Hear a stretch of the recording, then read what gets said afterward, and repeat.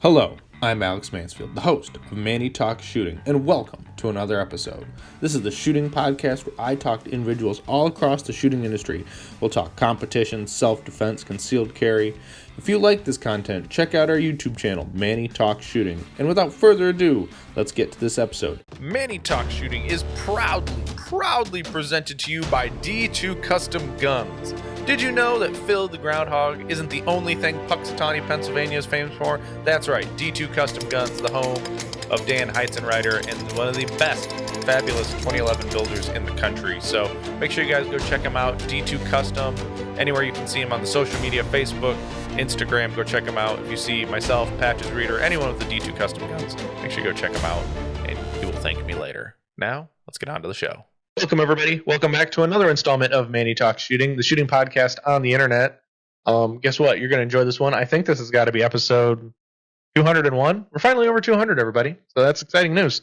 But without further, I got to say, this show is proudly presented to you by D2 Custom Guns, the finest 2011s in the market. You should get one before the season starts, which is rapidly approaching. So you're running out of time. And eventually I will have to stop saying this and come up with a new little bit to tell you every time. But without further ado, we're going to sit down with two people who like to run matches, and we're going to talk about the Illinois section match with Ryan Klaus and Hannah Malley. How are you both doing tonight? Hi, good. Doing good, thanks.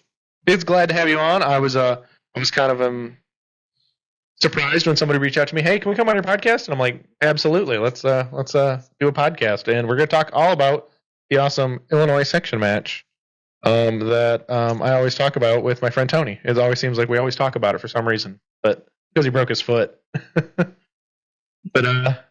So some people may or may not know you, especially if they don't live in the area of Illinois or have never gone to the Illinois section match. We'll start with Ryan. Ryan, who are you, and how did you get into shooting? Well, as you said, Ryan Klaus. I've been doing this. Not match directing, but at least into shooting for probably about 15 years, maybe. Got into it just because I watched some TV shows, watched some programs where I saw him doing it. It looked like fun. I knew a couple people that were doing it locally, so I kind of tagged along and really got into it from there. And basically started in production, iron sights type deal, and then eventually I did that for probably about 10 years and then went to limited for a little while. Again, iron sights. So I'm kind of like an iron sight holdout. So I know that things are going the way of the dot, but and I'm slowly, Hannah's been trying to turn me to the dark side, and I'm getting there. So I am going to stick my toes in those waters and see how it goes. But I've been doing the match director thing for the Illinois sectional for, I believe this is my 9th year. So I guess if I didn't like it, I wouldn't do it. So I think the people that have come and what we try to put on, I think is worthwhile. So.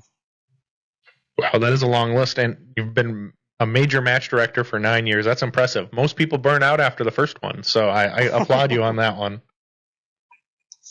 And Hannah, yourself, how did you get into shooting?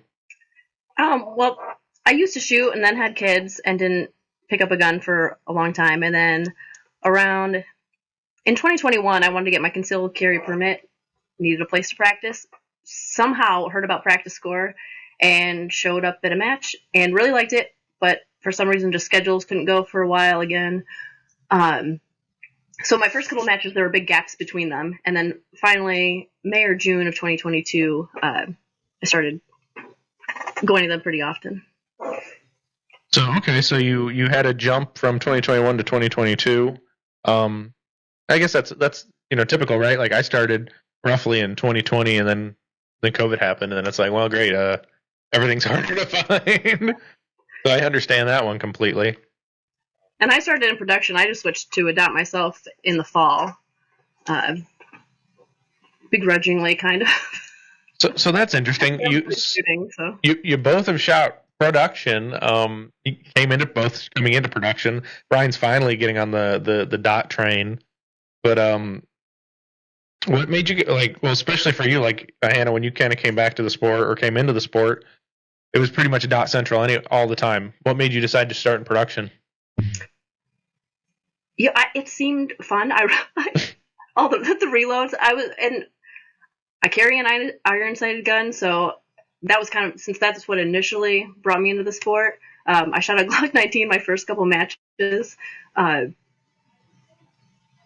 and then I don't know, I like the idea of the reloads and sticking with the irons, and probably would still be doing it if more people were shooting it and it was 10 rounds. Right. Yeah. Exactly. Yeah. I think I agree. I think they missed the mark when it comes to making it 15 rounds. It's not going to bring production back unless we like EMPs go off every day and everyone's got to shoot iron sights or something. Yeah, I mean, leaving it at 10 wouldn't have, people weren't going to magically come back to it at 10 either. So Yeah. So Ryan, why have you been a long holdout on the iron sights? Oh, I don't know exactly. I mean, I I bought a nice production gun at the time when I made a certain classification. I was like, I'm going to reward myself and get a original like CZ, SPO1 original Shadow. So I kind of just was running that for the longest time and just loved that gun. So, and then some of the other ones, some of them just get a little cost prohibitive with the gear and stuff like that, to where I was just like, I don't want to go all in on that route when I already have this and it works and I'm having a good time. So I just really haven't gone so many different platforms. Gotcha. Makes sense. And I mean, I agree with you when you decide to spend money on a fancy or an upgrade or some cool gun at some classification. It's always like, darn it, I don't want to change anymore, right? Oh Lord, now I had I closed a tab. That's okay. So the main thing we're here to talk about is the Illinois section match. Ryan, you said you've been running it for 9 years, which is, like I said, impressive because most people quit after the first. Like I was a match director 1 year for a major match, and then of course I left that range due to other circumstances. But still, that's a lot of work, right? As we all know, that's a lot of work to put in to match directing a major match. It is. It is. But you get a little bit more proficient at it. Things start to get a little bit more routine. I've also been kind of doing it at the same range for the last 9 years, so I kind of know logistically how things kind of flow through there, what would fit in what bay. So it becomes a little easier, a little bit more routine when you have that kind of comfort level to kind of go back almost to like your home range to put on a sectional match. Right now, for the section match at this range, does this range, or do you run the local matches there, or is it only that you match direct this match at this range? I just matched. I'm just the match director for the sectional at that range. I'm a member of that range, but there are other, I guess, match directors of the locals, the monthlies that they do on a monthly basis there. Oh, okay, so then that adds me another question. How did you get roped into running just the section match? Well, that is the question, right? Because I think we had a sectional match, and I believe it was 2015, and that one was at the same range in Havana, Illinois. And we didn't have one in 2016. There was some people that expressed some interest, but like you said, sometimes it's a challenge to get somebody to volunteer to do something like that or take that on. And it looked like 2017 was going to go that same path, to where we weren't going to have a sectional. So the section coordinator was asking, and basically there was two of us at the time that were basically just about ready to raise our hand, and both of us basically have the words and I say do it, and he just changed his to help. So basically I said I'll do it, and he said I'll help. So basically I had a buddy helping me out the first time, so that first year was kind of a learning curve for both of us.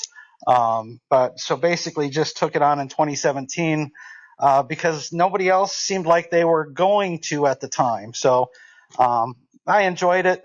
It was a lot like a learning curve, like I said, but I've been doing it since. Yeah, well, and that's impressive. You kind of get suckered into it, and you've been doing it, and the match has been progressing and growing. I know my buddy Tim Herron always talks about this match every year, about how he likes the match and he comes and he enjoys it. So, I mean, even last year, maybe even the year before, he's decided to help sponsor the match. Yes, he was. He's always been, like you said, he's always been a huge supporter of this match. He's missed area matches to attend it, and we kind of try to accommodate the schedule, like have him shoot with staff if that helps him out, because he's been a big supporter of the match. And yes, last year he did sponsor with some of his shooting classes that he awarded folks. Gotcha. Yeah, and Tim's always a good dude. I enjoy Tim. You know, the best part is I'm taller than Tim, so I feel better about it. Yeah. Yeah. He's a good sport. So, I'll bounce this to Hannah. So, Hannah, how did you get involved with this match?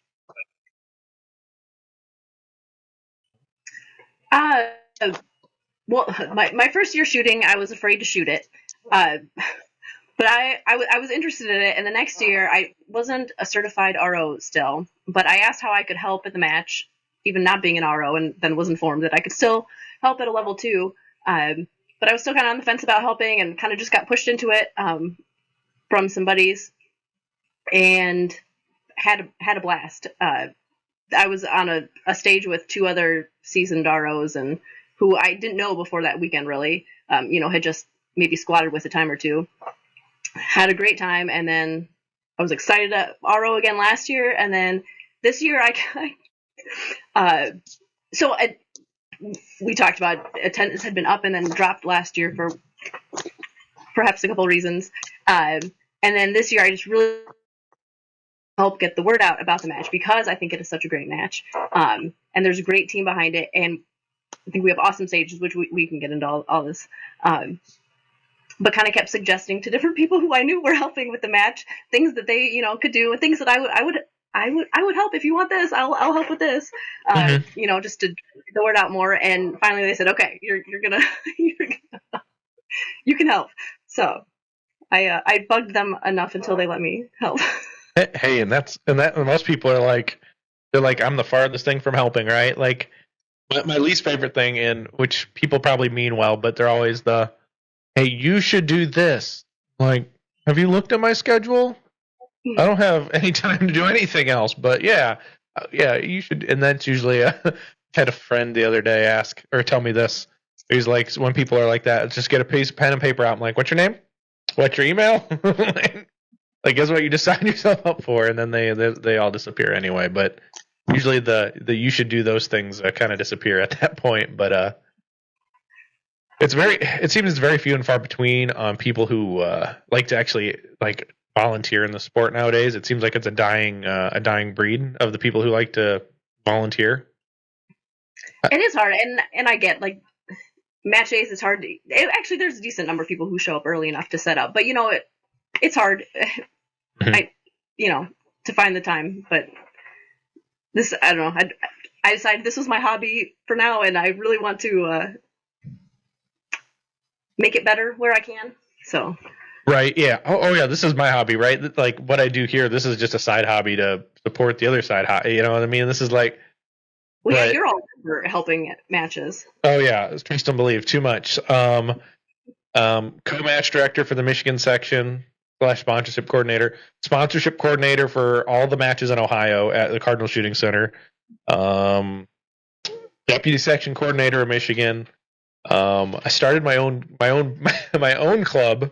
I joined a new range that was a private range that didn't have a match, and I'm like, we can make some money doing this. So, working on getting that started. I do this podcast. I'm invested. Well, and I help co-match direct an indoor match during the winter. I'm far too busy with all of this stuff, but I find time to still do it, and then I still find time to dry fire. That's the crazy part, is I still find time to train. Mm-hmm. And but. Good. Oh, well, I'm way behind that. It was a big step to start. The assistant match director for the section match is the match director at another local at a different club, and I asked him if I could start helping design stages for that. So I've been like slowly. I did that toward like the second half of last year. So I'm like slowly getting more involved. Yeah, and it takes us the right people, right? Like I love when I go work a major match to go see all the old guys that have all the war stories. I mean, Ryan, you probably met plenty of them who've got enough war stories to never stop. But like, it's always cool to see everything. It all comes back, right? We might add new technology to the sport, and things might change a little bit, but you still have the old guys at the match hotel drinking bourbon outside or in the lobby, right? It's always one of those. But what was I gonna say? Anywho, it'll come back to me in the middle of a thought. But Well, that helps seeing people, and with this match, it's a lot of the same. Like once people step down from like assistant match directing or match directing will still help. Mm-hmm. Here, like with the, and even the local match directors, like you see people working to put on a really good product for the people attending, and it makes you want to help. Oh, 100%. 100%. So I guess this is a good question. Maybe you both will be able to answer it. If whoever answers it first gets a cookie, I guess. No. But I didn't know for the longest time until maybe like 2 years ago that there was actually a northern and a southern Illinois section. What clubs reside in the southern section? Every club south of Interstate 80. You would assume that I know which one is Interstate 80. It's the one that basically goes from the Quad Cities to across to Chicago. So it's really just, and I don't even know without looking at a map. I think Rockford is actually north of I-80 a little bit. So a lot of the Chicagoland area, Chicago suburbs, all of those would be in the northern section. So yeah, if you saw an atlas and just looked at Interstate 80, anybody that lives south of that lives in the Illinois section. What's an atlas, Ryan? I'm sorry? What's an atlas? Right. Yeah, the Rand McNally, you should have one because, when you're stuck on the road and you don't get, your satellite Wi-Fi hotspot, whatever, then, without your Google Maps, you're just kind of hosed. So I have a specific map atlas for just the state of Michigan, right? It goes county by county. So I can flip to like a certain page alphabetically in the county and find, it's really cool actually. My father-in-law, before he passed away, he showed me this book, and I'm like, oh, that's freaking genius. So I have a copy, and it's actually sitting next to me. But I'm not that fancy to have the 50-state atlas in my car. So you said Interstate 80. So let's see. I know, where's Chillicothe at? Where's that range? Oh, there it is. That's right just outside of Peoria, off of Interstate 74. But Okay. And then where is Havana? If you go down southwest from Bloomington, you'll get to a little town called McLean. It's on 55, and then shoot due west, and you'll run into Havana. Oh, okay. There we go. Boom. Found it. That's pretty cool. So yeah, at least I know at least two places that are in the southern section. So, but no. Does now, do either of you shoot locally at Havana? Yeah. Okay. So yes. Most of the shooters who shoot there, are they from Illinois, or do you have a bunch of people who travel from Indiana or Iowa? Most are from Illinois that shoot there. Yeah. Most are from Illinois. We do have a couple that come from Iowa, but for the most part, they're Illinois. Okay. Yeah, that's a clip still to get in there, that's for sure. But that's good. At least you draw people. It's I'm always curious because when I go down, at least I try once a season to go down to Chesterton in Indiana. Like the farthest east you can be in the Central Time Zone. Which I still think that Eastern Time Zone rules, just because I have East Coast privileges. I get up first, and I get to go to bed first. But no, that's good. So for the match, I guess let's talk about the basics now of the match, right? How many stages? It can vary. We will go anywhere from we've done 10 or 11 up to 13, sometimes even with a chrono. Depends how many we can double up on a stage or a bay if we wanted to do a couple short ones. But Usually it's on average probably about a dozen. Okay. So, do we have a plan of how many that are going to be inside this year's match? This year's match, we're going to still probably shoot for a dozen because I'd have to count the bays because we've got several unique bays. I mean, you probably even heard some people talk about the tree stage, which I mean there is, and that's typically our last bay, and there is a massive tree in it, and sometimes we incorporate that into the stage somehow, whether it's starting position or just a vision barrier or something like that, but. So there'll probably be about a dozen this year again. I'd have to count up the bays again because I used to know just off the top of my head. I usually know that's like number 13, so we could have 13 again. Gotcha. Well, that's good. That's a good number of stages, especially for someone who's trying to shoot it all in one day. I noticed that you all are doing a interesting schedule. I don't think I've seen a match do a schedule like this where you at least on practice score you have staff all day Friday, and then you have all day Saturday, all day Sunday, and then you have Saturday AM PM swaps. Like Yes.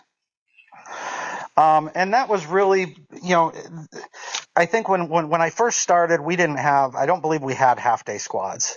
But again, based on feedback, it was typically in those first few years, it was always more than 300 rounds.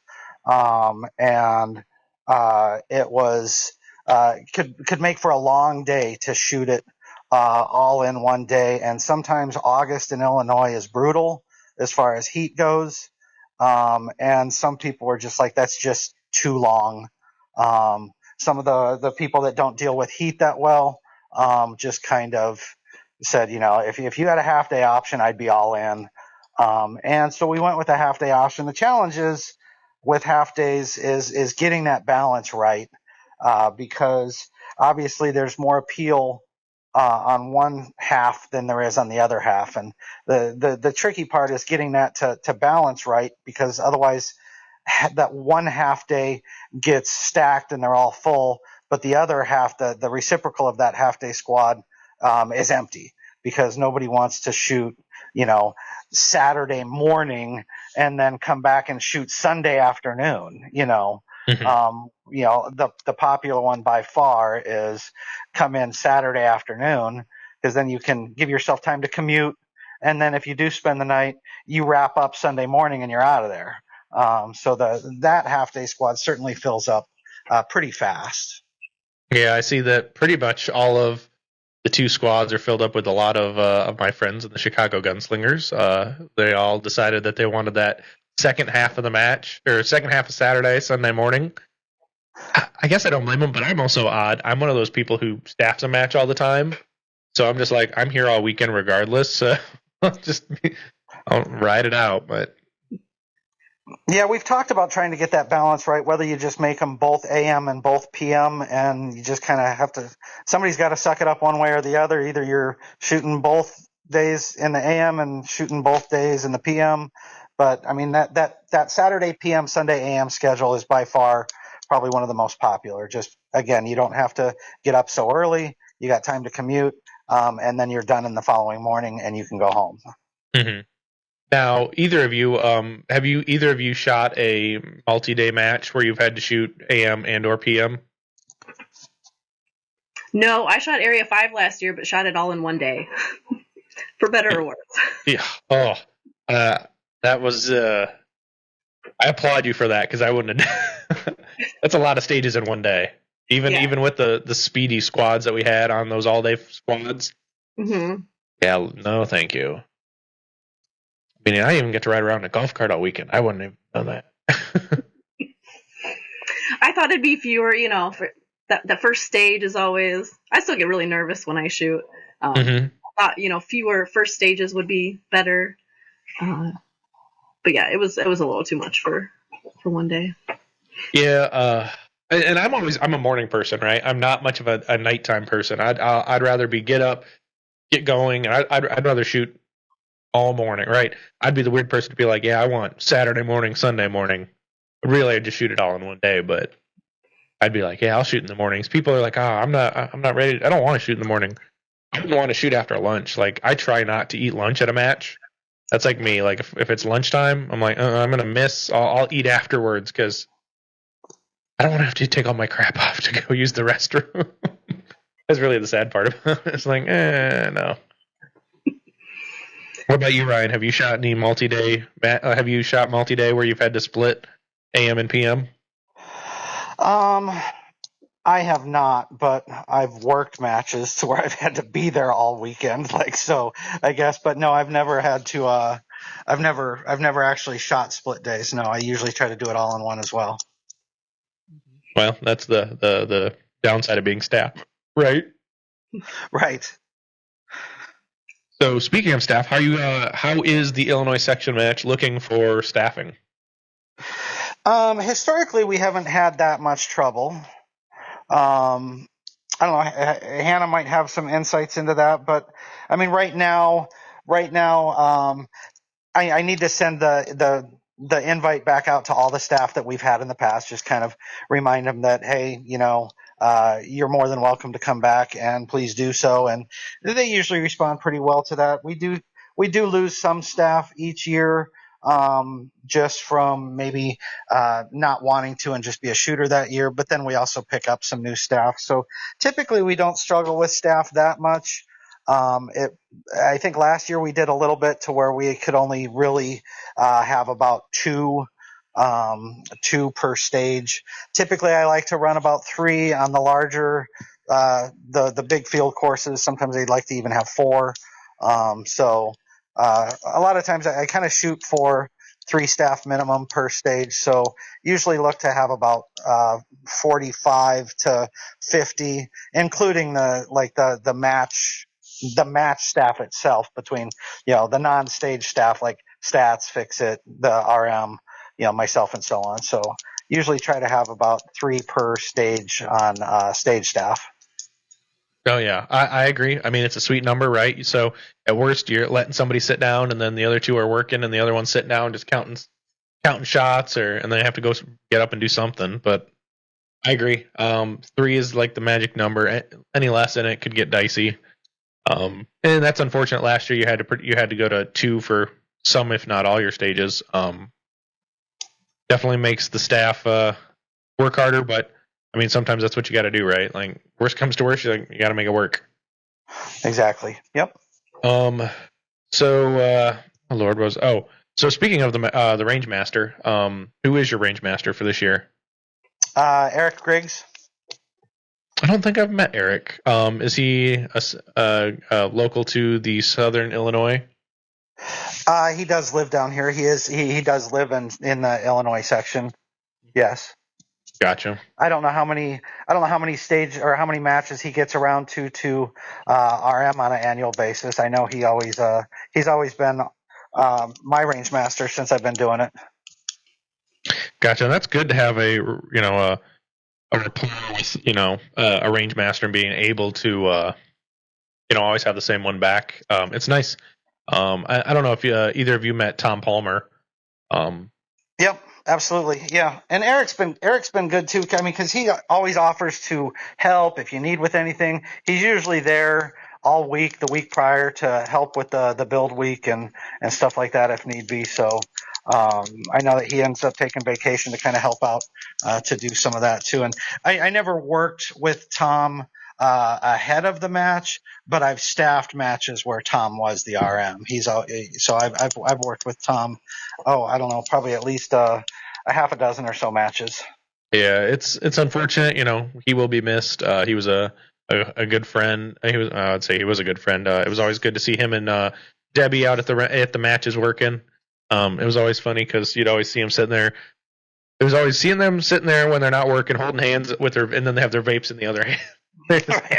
right. But yeah, he'll be missed. That's for sure. And you do. It's sad because we lose that breadth of knowledge from the sport when one of those old timers who's been around forever passes away. But yeah. So you said Eric comes out, which is nice to see, is that Eric comes out the week of the build week and in builds. Typically for that match, do you get the range on Monday, or do you get the range the weekend prior to the match? You look like you were going to say something, Hannah. I mean, because she's one of my helpers too. She comes and helps with build week all week as well. Yeah, we get the range the weekend before. Okay. So most of the setup happens that Saturday and Sunday, and then they tweak it throughout the week. And I think that's probably the best way, because then you're not feeling rushed to get it done. Like, oh, we've only got 2 days to build it and get it all tweaked, and then there's always going to be something you're going to miss, and so it's always better to have more time, build in that extra time. Now, does this? No matches do it the other way. This is, I mean, I only learned after, as I've shot other matches how. Mm-hmm. That's not always the case. So yeah, like my friends at the the Carolina Classic, they build it like all on a Wednesday afternoon, Thursday, day and a half. They build it. It's like, I understand you're efficient, but like, how do you not miss anything? And they do a really good job. So I'm kudos to them. But knowing me, it took me, when I ran my major match in 23. Yeah, I want to say it was. And the nice thing about that range was there was competition bays, and we could able to gate off those bays, so we could have them set up a couple weeks prior to the match.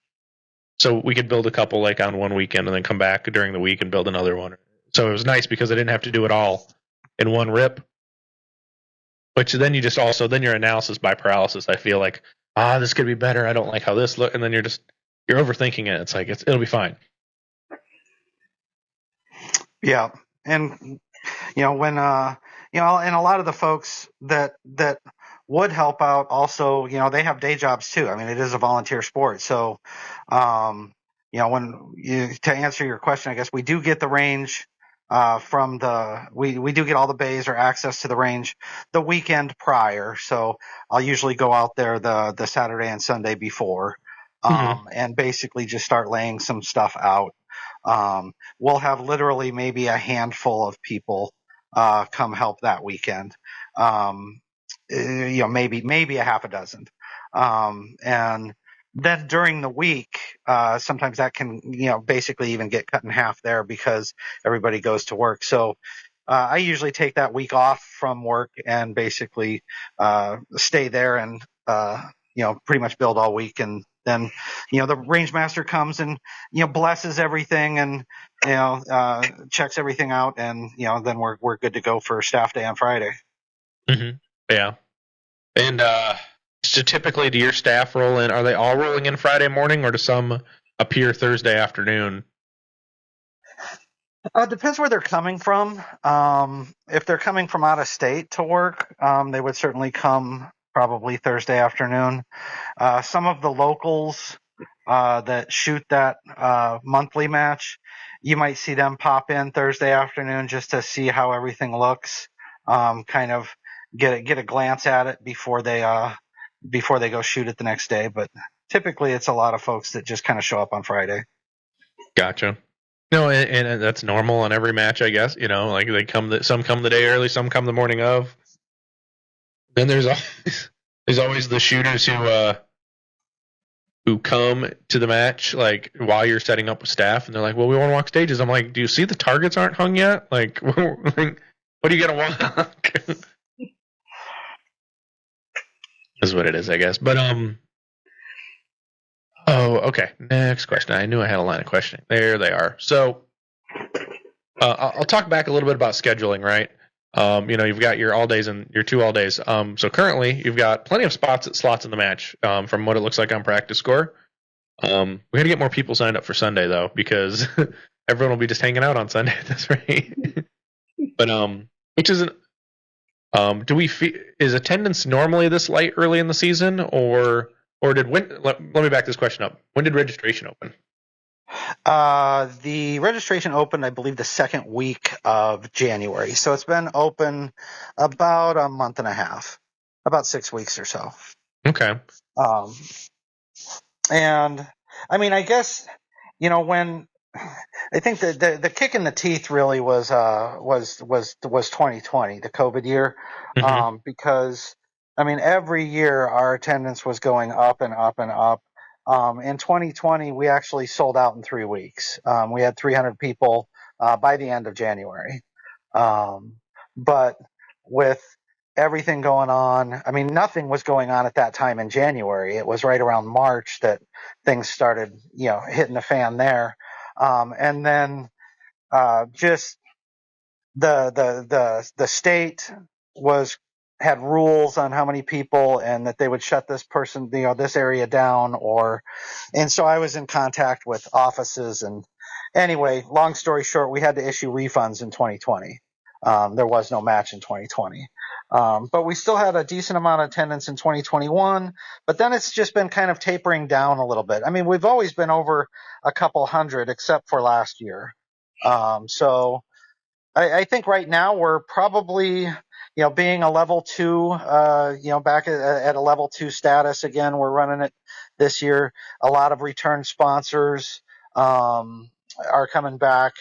So I think there's going to be a lot more draw, a lot more buzz. Hannah's been helping a lot with the marketing aspects of things and getting some stuff out there on Instagram to get the word out a little bit more. So, to be at about 120, 117, I think it is right now.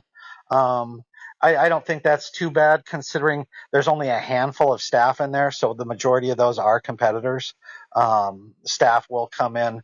It's a bummer if you had like 120 and 50 of them were staff. That means, but that's not the case. It's really about 120 and maybe 15 of them are staff. So we've got a decent amount of competitors right now. So I anticipate it going up. Some people hold out until it gets a little closer because they don't want to commit that early, or, and you're trying to just figure out their match schedule in general.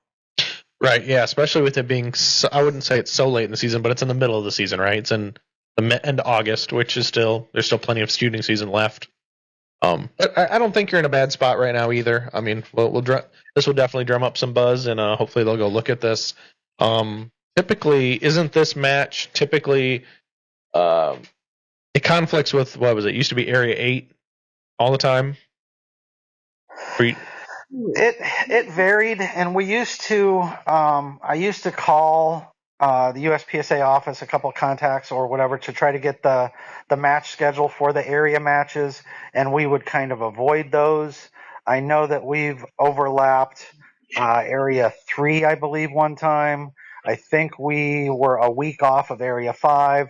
Area 8 may have been in there as well, but I think that was far enough away geographically that it wouldn't have impacted us that much, being where we are compared to where the Area 8 match was. But this year, it's actually IPSC Nationals that conflicts with the schedule. So we'll potentially have some that don't make it, but there's going to be a ton of others that do. So as far as the Illinois section goes, like when Hannah said, as far as getting into it, we try to make, when we were talking about stages, we've heard it, and I've even called it almost like a level 2.5, because we try to do a chrono, if we've got enough staff for it. It gets new shooters a taste of, a more complex, a more technical match than a local, without necessarily going to an area match. They can kind of dip their toes in the sectional waters, but still get some of those aspects of it. So I think it's going to be fine. Oh, I agree. I think it'll smooth out after a little while, and we'll see. You'll see a tick up in attendance. It's always weird. There's the people who sign up opening day, and then you're always going to have the ones that just trickle in. It seems like the onesies, twosies throughout the season. Yeah, especially some more local people that kind of know it's there or whenever. So. Yeah, well, or you're always worried. Oh, the people who jump in day one are the ones that want that certain spot on a squad. Some people don't care. They're just like, well, I'm going to shoot the match, so it doesn't matter when I shoot the match, as long as I get to. Yeah, that's true. So as Ryan just mentioned, Hannah, you've been pushing the social media and running that, and the last couple of days and weeks you've been posting, old videos from shooters, which has been cool to see for people who haven't seen the Illinois section before. I did quite enjoy the tree stage video, the tree stages. I heard you guys on the Time podcast. Mhm.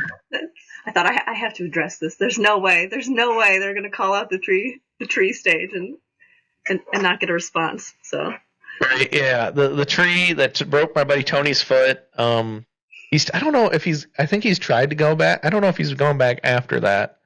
I can't remember if he's told me or not. I keep forgetting. I have a terrible memory when it comes to those things. But I think that's from before I even started shooting, or at least before I was involved in the section match. Do you know what year?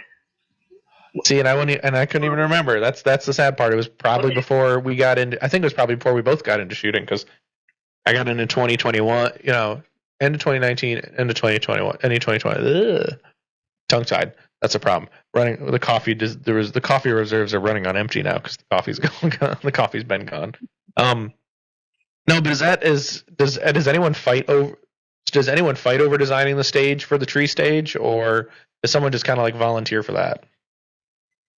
Well, unlike I know a lot of matches have people like send in, they put out a call for stages and people send them in, and I don't know that anyone would be denied that if they wanted to do that, but the section matches had a team of people that get together and design them kind of together for the bays that they know are on that range. Mm-hmm. So everybody helping has shot locals there and kind of knows the layout and the shape of each bay. Gotcha. Now, when that group or that committee gets together and designs them, are they designing them on paper, on like the 3D models, or are they using like SketchUp or practice them? Well, this year I know the assistant match director has some like flat layouts. We're getting together this week. They invited me to join. I just weaseled my way right now. It has like layouts to do the 3D models on them, like that are the correct sizes for each bay. Mm-hmm. So I don't know how you guys have done them in the past, Ryan. Yeah, I mean, we in the past we've used like almost like a foam board and made kind of like little outlines, the shape of the bay, and like you said, keep everything to scale and drop those 3D printed walls, target stands, etc. in there and kind of just move things around. Like, I think one of our staff calls it like, playing like with adult Legos, to where you're just kind of moving the walls around. Like Hannah said, the Jim Stobar, our assistant match director and section coordinator, does construction, and he made these platforms, or they like out of plywood or whatever, and cut them out the size of the bays, and scaled them down, obviously. Mm-hmm. And so we can just put the little model pieces on that, move them around accordingly, and if it fits on the board, then it fits in the bay. Yeah, that is the right thing, because designing to scale for the exact bay you're putting it in makes it a lot easier than, I'm just going to design a stage and hopefully it fits. Yeah, and we've gotten better at that in the past. Before, we used to do it in kind of, not in SketchUp, pre-SketchUp, it was kind of just somebody had like this Excel template with all kinds of clip arts on a tab that you could just drag around and put in. And I did that for many years, but you used to always get comments before the SketchUp and before some of these scaled tools came out.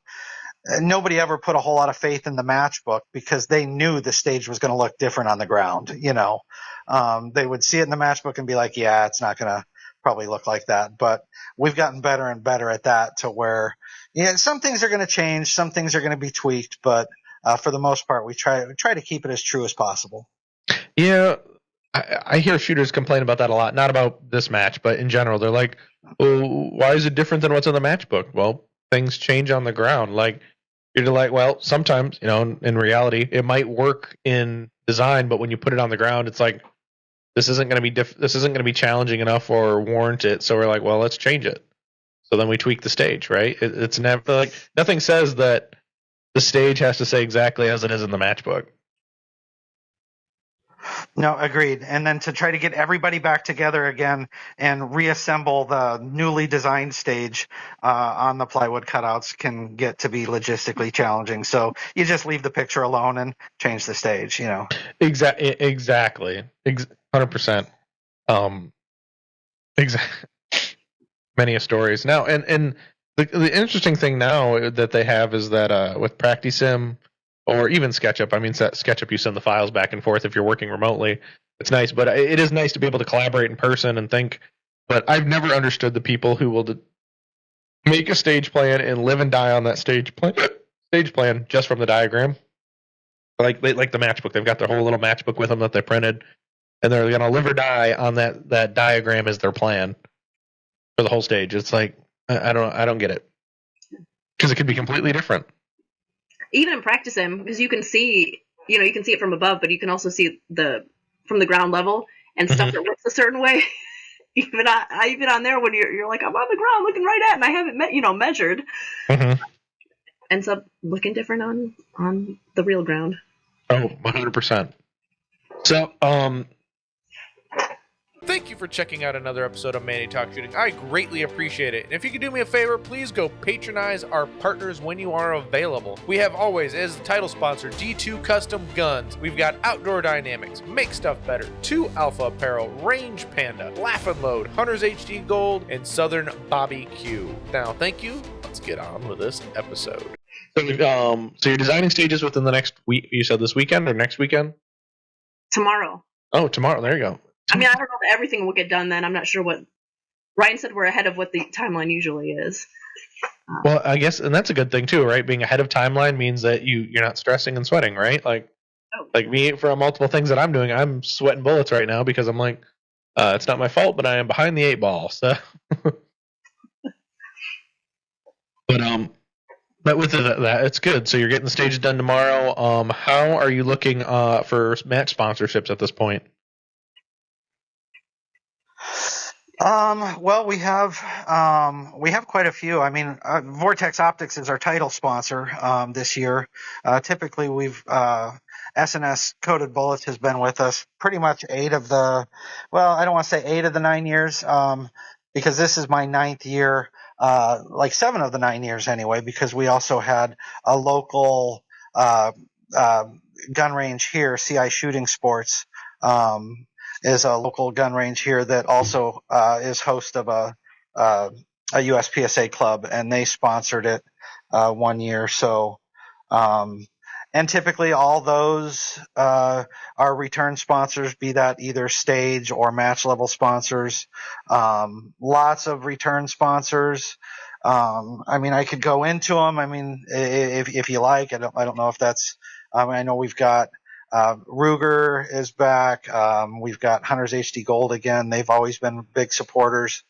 I know I'm going to leave a lot of people out. I mean, if you're from the northern Illinois area and just have shot matches around here in general, you're familiar with Carne Customs, Custom Gun Work that Mark Sorensen does. He's doing another gun build for us this year with support from EGW and Chile Custom Gun Works. I mean, they always donate the internals and frames, and Mark does all the milling and assembly and coatings, and that's usually a pretty big draw. I know we got lock grips. There's several that I know I'm probably. I mean, Red Hill Tactical is always comes back year after year. Without having the complete list in front of me, I'm probably doing a disservice to a couple of them, but they know who they are, and we always appreciate them coming back. I mean, the sponsors are important to us. I mean, and we're happy to represent their brands anyway. It does provide especially some of the national level sponsors. It kind of just seems to provide a level of legitimacy and prestige to the match. I know some local matches have like local, Smiley's Bait Shop as a sponsor, which is great. I'm a big supporter of local businesses as well, getting engaged and stuff like that. But when you have some of those larger nationwide, national level sponsors. It seems to have a little bit of draw, but again, we've talked to people. People really aren't signing up necessarily for the prizes. Competitors don't necessarily shoot matches like I'm going to that match because that is a sponsor. They're going for the challenge of the stages. They're going for how the matches run. They're going for, how they feel and are treated when they're there. The sponsors are a part of it. But I think it's a part, but I think the match logistics and how it's run and executed is probably a bigger draw. Oh, I would definitely agree with you. They go for the whole experience, like you said. They're not necessarily there for the thing they can pull off the prize table. There are the people who are worried about what they can pull off the prize table, but I think they're there for they're not there for the exact right reason, I would say, other than they want some free stuff. But it's not really free because you paid a match entry fee. So think about it: is whatever your prize was, is whatever you paid into the match for. And you could always get a $20 widget and spend $135 for a $10 widget. Yeah, and that's not to diminish the sponsors' contributions by any means, because I still think we couldn't do it without them. I mean, their support is critical. Right. Oh, I definitely agree. Don't brain work. I definitely agree with you. They definitely are a big part of the match. As we talked about the legitimacy. And it's always easy and simple. You put their banners on the stage. Especially if it's a stage level sponsor, you put their banners on the stage. You post about them. Like that's, I don't know. I'm still trying to figure out. As a sponsorship coordinator myself, like how do I give the best ROI for our sponsors in the matches? Right, like. Is it just enough to post once right before the match, right after the match, or do you do this epilogue thing of I'm going to tag them in every piece of content we do? Some customers, some sponsors probably love it, but it's also trying to find the balance of where you're not, I guess, diluting also the marketing or the information going out to the customers, right? Like if you blast them every 10 seconds, they're going to be blind to it. They're just going to I don't care, I don't want to see it. When we make it an interesting piece of content and post it every once in a while, it seems like it works out a little bit better. But even me doing this podcast and stuff, I'm still figuring out how to do this stuff better, because I would be the one who'd either famine it or feast it, and it's like got to pick the middle ground. But I never pick the middle ground. It seems like. But and it's great to see, and I love talking to the sponsors. Like I had some emails with some sponsors today on different matches that I was working on. So they love to get their stuff out there, and I think they really like the getting tagged. But I love seeing like the shooters, tagging the stage sponsor, right? Like if you see a video for your match, and they're like, oh, the stage is sponsored by Vortex Optics, for example, right? We'll just use them because they're on the tip of my tongue. But it's cool, and then they get to see that, right? I don't know if it. At the end of the day, if they see it, I don't know if they do or not. But at least you get the warm and fuzzies that we tagged them in it. Yeah, some of that too is like with the title sponsor anyway and stuff like that. I mean, they're read in pretty much every stage briefing. Welcome to the blah blah blah. I mean, everybody knows that that they are the title sponsor of that, and obviously every shooter in attendance gets to hear the stage sponsors and the platinum level sponsors that are doing more so than stage sponsors, but so I mean we try to give as much recognition and push as we can, and we do have a couple other creative ways that we kind of help draw some attention to the sponsors. For example, when if you donate a certain amount in value, you get like a comp entry. Well, not all the sponsors utilize their comp entries, so we've offered up just like, well, do you want us to give your comp entry to a random junior shooter that's in attendance, to where like when a junior shows up, they might pay initially, but when it's all said and done at the match, we might just randomly pull one of the juniors out and give them a refund and say, hey, it's courtesy of Red Hill Tactical or something like that. But so I mean, you can kind of reward them in different ways and get some of that recognition out there as well. Mm-hmm. Yeah, Hannah, you were saying something, or at least trying to start saying something. I was just going to mention that it's cool when they do have shooters come out. Oh, I agree. I like, go ahead. Yeah, no, and part of my role maybe just to try to figure out how to recognize that. Or I don't know. It was fun to see. It was fun to see because usually it's not necessarily the national level sponsors that are sending their shooters. So there's more of that, like the local connection or regional connection. So it's nice to see them come through and thank them in person, because it's usually it's someone working for the business. SNS, the people shooting, the people that work there. So. Oh, well, exactly. And I, Hannah, you made a great comment about that, and I like it. Right? Like, so say a company sends a sponsored shooter, right?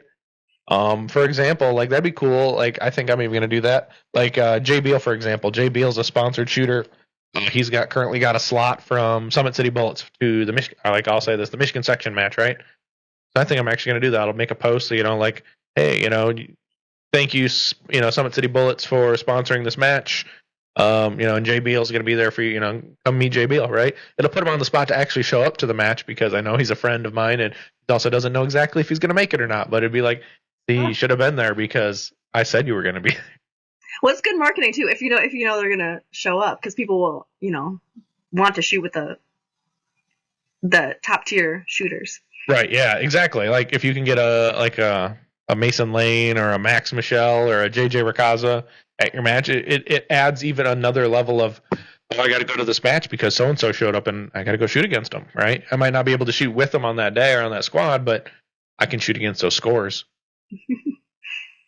I'm shooting Michigan this year, and I'm hoping Jay's still there when I get to walk stages. I hope so.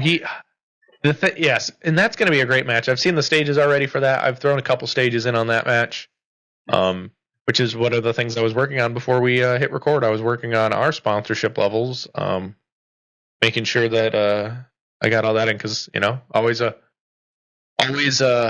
something to do on that end, I guess, right? When you've got to coordinate with somebody, who's sponsoring what stage, right?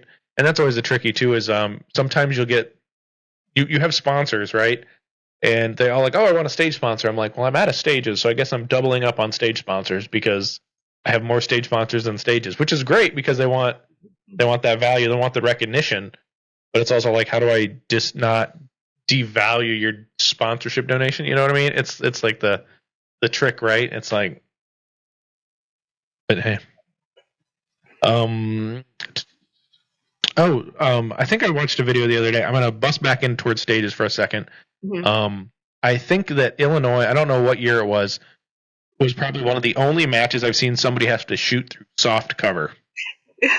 we were going to bring this up, or I was going to bring it up if it didn't. Mm-hmm. Yeah, the past couple of years, and it's a specific stage. It's kind of a weird shaped stage, and that just happens to be where I think it's been on that same stage the past couple of years.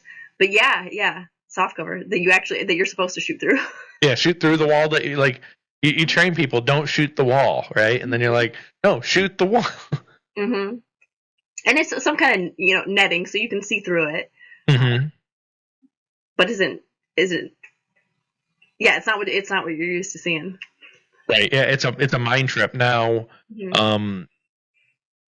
With the soft cover, I'm assuming the stage staff has to replace every day. They're going to replace the netting or add a new layer to it or something. So.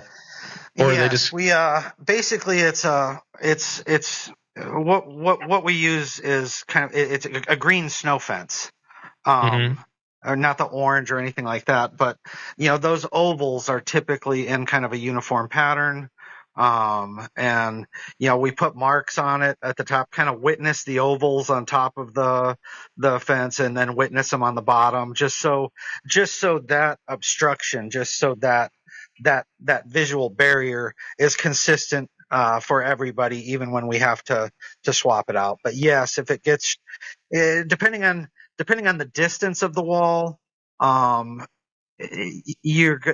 shots can be pretty spread out, and you might not have to change it, but maybe once. But if you put it too close and the targets are obviously right there, you're going to have a blowout in one of one section of that wall and you'll have to replace it much sooner. So we try to be a little bit conscious of that too, if we're going to use soft cover to obviously make it to where you can repeat it, but also to be conscious of when it needs to be replaced.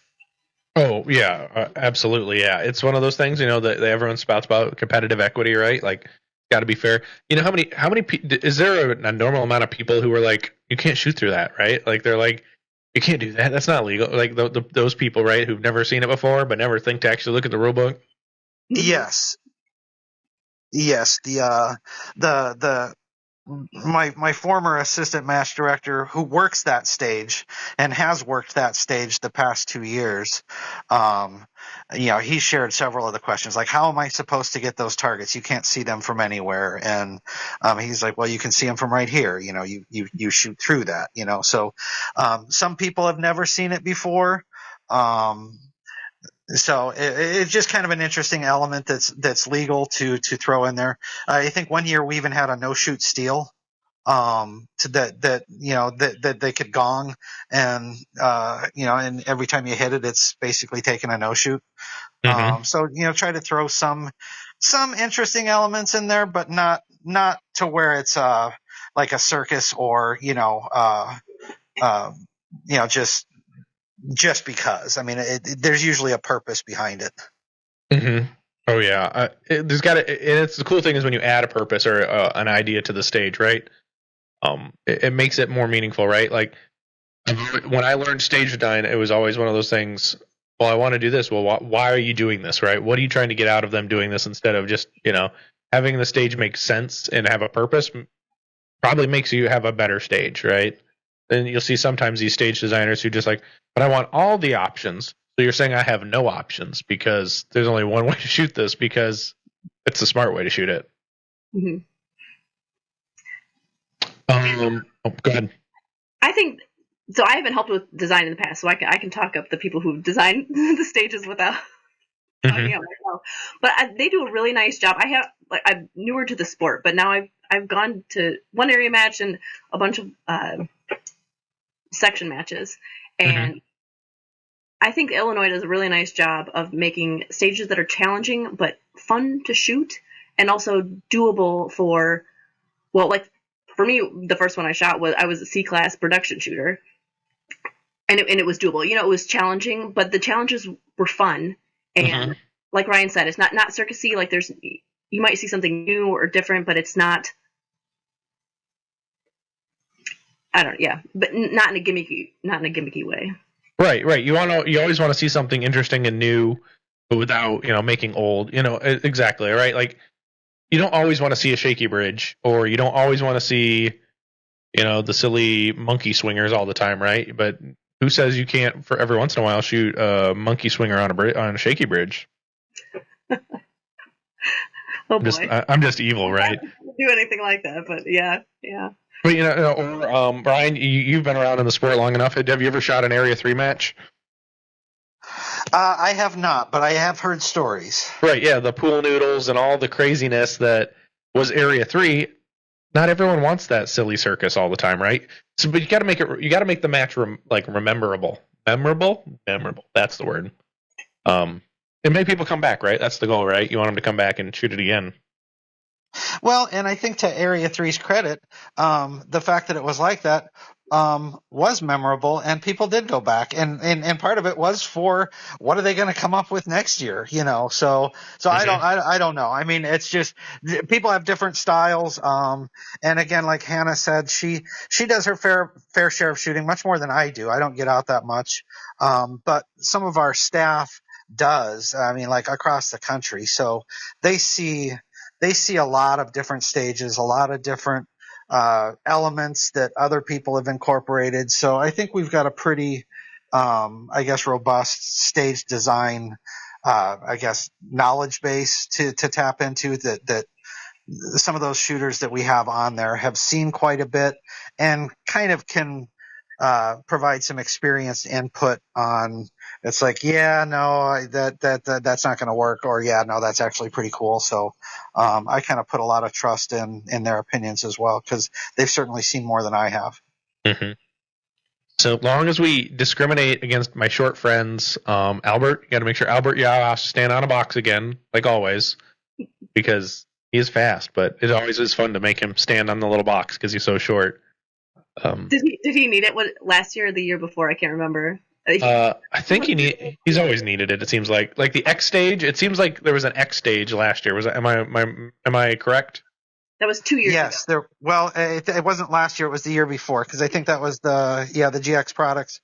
That was the GX stage. So yes, there was. So I think it's in one of the middle positions, or like where the X meet everything when you had to run to like one end or near the end. Like he would shoot. He literally like tippy toed onto the top of it and just shot like 1 foot on it and like just ran over it. I'm like, you're lucky you actually still are fast, but yes, you are short, so you had to use the box. I think last year we had a low port though, so it kind of balances itself. Yeah, I mean, but still, the short people still have to get down. They just don't have to get down as far. Or if they got a squat, then they're like, "Oh, I got down too far and I can't get back up." But it's okay, as long as the tall people and the short people have to suffer. It's always a thing. There's no match where no one's ever going to complain about this is too tall or this is too short. There's always going to be they're always going to complain about something. There will be no suffering. There will be no suffering at this match. I just want to put that out there. Oh no, there's going to be good suffering. It's got to make it hard. No intentional suffering. You'll not be punished intentionally. The consequences I of. know what you meant. I'm on the short side too and have to tippy toe up to reach those when they're like right on the other side of a barrel. Like, Yeah, and see that's just. But that can be easily avoided. It doesn't always have to be the barrel. Like, and barrels are a little tall, but at every club I think I've been to, we've made like a custom little short wall. So it's a little bit shorter than a barrel, but it's still tall enough where you got to like still get over it. But it's not like, oh, I really got to get over this. I mean, unless you're like 6 foot, you're going to struggle on those lean over things anyway. Unless you're 6 foot or more. I know I do. I just throw my bullets at it. It seems like, and they just hit the target. But so your design. What else was it? I'm losing a train of thought somehow. But let me look at my notes. Okay, so we didn't actually say when the match was. I mean, we know it's in late August, but what's the actual date for the match? August 23rd and 24th, and then the staff shoot is the Friday before on the 22nd. Yeah, so people, make sure if you're not going to IPSC Nationals, you should go to the Illinois section because it's in Illinois. And every time I call it, it's the Devil's Hole. It's the Devil's Hole range, but it's really in my heart. It's the Devil's Butthole. But it will probably we will have plenty of water though. Yep. Yeah. Plenty of water for competitors. Yep. Now, lunch is brought to you, so you don't have to walk somewhere try to figure out where lunch is. They bring it around right to you. That is pretty cool. So I saw that, and I had that pulled up, of course. Now it's gone off my screen, but there we go. With that, there we go. You have It was on this page a second ago. Oh, where'd it go? Who's providing lunch? That's the better question. Providing lunch. It's catered by a local barbecue place. So it's Bandana's Barbecue out of Bloomington Normal area. And they drive it down for us and, serve it all up. And then we just run them out to the bays, get a kind of a head count of how many people are on that particular bay at the lunchtime slot of the matrix and, add staff up to it and then just run it out. And they pretty much just eat there if they want it. And then move on. Mm-hmm. Kind of keeps some of the crowd congestion down up at the clubhouse. It seemed to work pretty well. As soon as we went that way, there was no lines waiting for, to be served or this or that because they do have servers that they have provided. Now it's just so much easier just to run them out to the bays. And I think the shooters appreciate that as well. Oh, I would definitely agree. I'd much rather enjoy my lunch instead of standing in a line, right? I'd rather it be brought to me or because I'll eat the lunch when I'm not shooting, but that's just me, just because I don't want it sitting in my stomach. But it is nice, especially for staff, you can just relax at your stage. You don't have to go anywhere. You don't got to walk and worry about what time you got to be back. You can just be like, well, when it's time to start, I'll start again. But I get to sit here and enjoy my lunch. which is nice because you also do have half-day squatting for those people who do want half-day. So they can eat lunch or not eat lunch and then be gone or come. So that, Yeah, they get lunch too. right. And that's a cool thing. I mean, I've been in the last couple of years, it's always seems to be in contention. Like, should lunch be included in the match fee? Should lunch be extra on your own? At least from what I see in matches I've gone to, there's still about 40% of the people who will either not eat or they bring their own food. Yeah. Yeah, and I don't know if that number. What were you gonna say, Hannah? No, go ahead. I don't know if that number actually holds for us, because when we get a head count and give a head count of how many shooters are actually registered and squatted on that day, and I give them to the owner of the restaurant, all of that pretty much kind of goes. Like, most people seem to eat. And now there are some that don't. There are some extras, which is kind of nice too, because some people bring kids, spouses, family members, or whatever, have their own kind of an entourage, and sometimes they ask if they get food too, and sometimes if we've got enough, sure, but we want to make sure that the competitors are getting taken care of first. But if there's anything left over, we'll spread that out.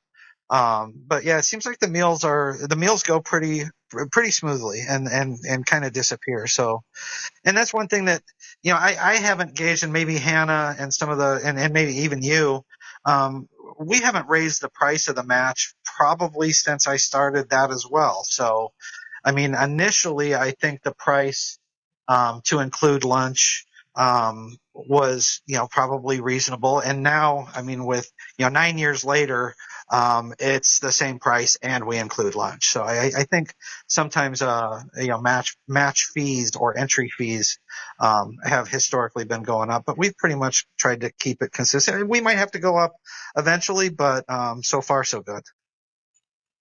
Right. It is reasonable even for the area. Mm-hmm. Around here, matches tend to be less than on the sides of the country, but even for this area, it's very reasonable. Right, and I'm thinking the Michigan section's only like I think it's 139 or maybe it's 140, but I think we're sending $1 to practice score per shooter. But yeah, and you see places like, not to bash them, but Ohio is $200, Kentucky's 175.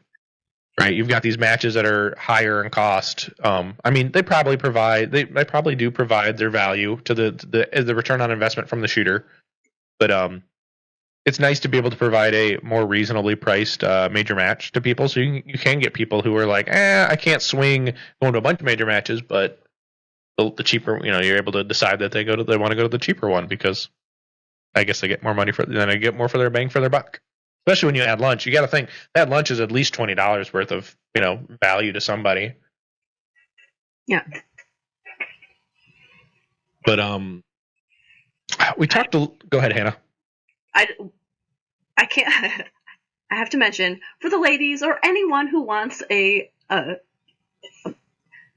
appreciates a bathroom near the stages, I just want to point out that there are always plenty of porta potties and hand washing stations. So near safe tables. I've been to some matches where it's kind of tricky to manage, and I'd be remiss if I didn't point that out. Right. Well, and you bring up a good point, right? Like, you always got to have safe tables next to restrooms. If anyone's listened to the Not Another Shooting Show with my buddy Andy Erickson, their Area 3 match, there's going to be safe tables in the pit toilets. I'm like, that's awesome. Kind of jealous now. Havana does have. It's not reinforced at all, but there is one just at the clubhouse, the bathroom. That's maybe they can. If we could reinforce it somehow. Yeah, but it is smart. You gotta. The ladies may be the demographic, but they are smart, right? You gotta have a table near the safe table. Safe table near the restroom, because who wants to drop their gun off or have to go grab their gun rug, put their gun in their bag, take their gun and their belt off, back to their range bag, then go to the restroom and then come? It's like, and then guess what? It's your turn to shoot, because you wasted all that time running around. So I definitely understand that, especially with my wife being into shooting now. She's like, I don't like this range. There's not a true bathroom close enough. I'm like, I don't know what to tell you. But what was it? Oh, we talked a little bit about prizes. I'm assuming most of the sponsorship product will go. At least there'll be a staff prize table, and then is everything else like random draw to the shooter, or is it by finish? By random draw, right, Ryan? That's correct. I mean, we do. It's very depending on in the past. I mean, but I mean, everything gets given back out. So, I mean, nothing gets really retained at all or carried over to the next year or anything like that. Because who wants to store that at their house? Yeah, right. I mean, all donated items go to attending competitors. There are some things that are held out, or at least reserved, not reserved, but just for staff. But and we try to identify something, but sometimes there's not enough for. There might not be enough for all staff. It could just be kind of, you got if there's 50 staff and we had 30 items, then we would probably just draw 30 names, and 30 people are going to get these gift bags or these whatever, because we try to distribute everything to every squad. Basically, sometimes we get like pretty high dollar ticket items, if Vortex or somebody like that sent a $500 range finding optic, or obviously you can't cut that up into 5 pieces and give each person $100, so somebody's going to get a $500 object, and somebody else is going to get some gun oil and a baseball hat, when you completely randomize all the bags. So we try to take, say for example, if we had $20,000 worth of items donated, we would create 20, depending on how many squads there are, $1,000 bags or whatever, or 40 $500 bags, or however the math works out. And then we just go squad to squad, and basically award it to two or three, or however many people, however much stuff we have, to random squaddies, and they can share it amongst themselves or give it to a buddy or whatever. But it just seems to work a little bit smoother, and instead of everybody getting something, like I said, ranging from gun oil and a baseball hat to a $500 optic, I think they appreciate a 30% chance of getting a $500 bag, Right, yeah. I mean, although I'm a sucker for a baseball hat and some gun oil. I mean, the gun oil's Right. the question. I'm a hat collector, right? Like, so it's like if some company sends me a piece of swag and I'm like, I don't want a shirt, I want a hat. I mean, because one, my receding hairline is getting worse and worse, so the hat is important. But that's beside the point. I like hats, but that's just me.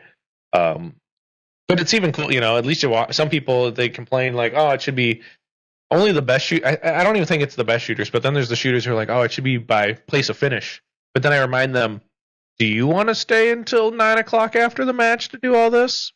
Because I don't.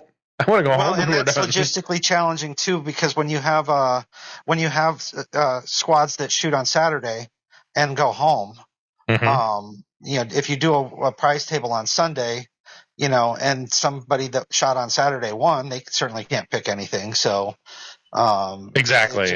It kind of gets hard to, and you're not going to do a walkthrough on Saturday because you don't know if that person's even going to win. They might be winning Saturday, but then they could, get smoked on Sunday by somebody else, Oh, 100%. Like, I don't think there's any great way to do, a walking prize table unless it's, everyone's there at the end of the match, right? And it's very hard to do that, right? It's logistically a nightmare unless you only had a 1 day of squatting, right? Like, say your match was a staff on Friday, and then your main match was all on Saturday, right? That's the only way you could do it equitably. Where, all right, we're going to do it by finish because everybody's still here. But you cut yourself in the foot when you only do 1 day of full squatting, because you're giving up $3 essentially from Sunday. Yep.